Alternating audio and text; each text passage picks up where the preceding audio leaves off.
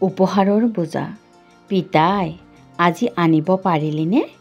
জীয়েক ৰূপালীৰ মাতটো যেন এডাল অজগৰ হৈ মেৰিয়াই ধৰিলে বিনন্দৰ ভৰি দুখন লৰচৰ কৰিব নোৱাৰাকৈ। সি থমকি ৰ'ল। জীয়েকৰ এটা সৰু আৰ্জি পূৰণ কৰিব নোৱাৰাৰ অপৰাধ ৰোধত বিনন্দৰ মূৰটো হাউলি পৰিল। চকুজুৰি থৰ লাগি ৰ'ল ঘৰটোৰ ওলি যোৱা বেৰখনৰ তলৰ অংশটোত।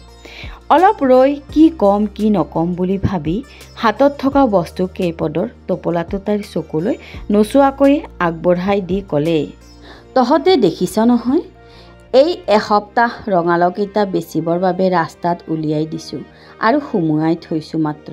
গ্ৰাহক নাই, বজাৰ নাই। টেঙামৰা পাত কেইমুঠি বেচি যি ৭০-৮০ টকা পাওঁ তাৰেই তেল নিমখকণ যোগাৰ কৰি আছোঁ মাত্ৰ। সান্ধ্য আইনৰ বাবে দুপৰীয়া ১ বজাৰ পিছত পুলিচ আহি বেচিবলৈ থোৱা বস্তুখিনিও লণ্ডভণ্ড কৰে। দুদিনমান বন্ধ খুলিলেই আনি দিম দেই। ৪ দিন ধৰি ৰূপালীয়ে দেউতাকক খাটনি ধৰি আছে অকণমান পেট্ৰল আনি দিবলৈ। উচ্চতৰ মাধ্যমিক চূড়ান্ত পৰীক্ষাত সফলতাৰে উত্তীৰ্ণ হোৱাৰ বাবে আজি এসপ্তাহ আগতে ৰূপালীয়ে চৰকাৰৰ পৰা এখন স্কুটি লাভ কৰিছিল। সেইদিনাই ঘৰলৈ ঘূৰি আহোঁতে যি তাই স্কুটিখনত ২ লিটাৰ পেট্ৰল ভৰাই লৈছিল, হাতৰ টকাকেইটা আদায় হোৱাত ভায়েক ভনীয়েকহঁতৰ বাবে এপোৱা বুন্দিয়া ভুজিয়া লৈ এক বুজাব নোৱাৰা আনন্দ এটাৰ সহযাত্ৰী হৈ উভতিছিল তাই সেইদিনা। ৰূপালী কিছু সময় মৌন হৈ ৰৈ আছে। দেউতাকৰ শুকান মুখখনলৈ পুনৰ চোৱাৰ সাহস গোটাব নোৱাৰিলে তাই। এটা বুজাব নোৱাৰা শোকে কণ্ঠনলীত বহি মৃদু বিষ এটাৰ সৃষ্টি কৰিলে তাইৰ। সেইজন দেউতাকক তাই কেনেকৈ বিচাৰিব? কলেজলৈ যোৱাৰ সময়ত দিনটোৰ হাত খৰচ কিদৰে ক'ব, পিতাই ১০০ টকা দেচোন, স্কুটিখনত পেট্ৰল ভৰাব লাগে। তাই ভিতৰলৈ গৈ দুৱাৰৰ কাষত ৰৈ উচুপি উঠিল।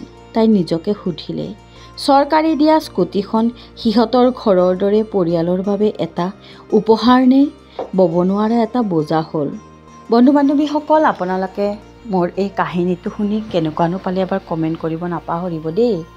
সঁচাই বহুত দুখীয়া মানুহ আছে, তেওঁলোকৰ ল'ৰা ছোৱালীসকল সঁচাই মেধাৱী হয়।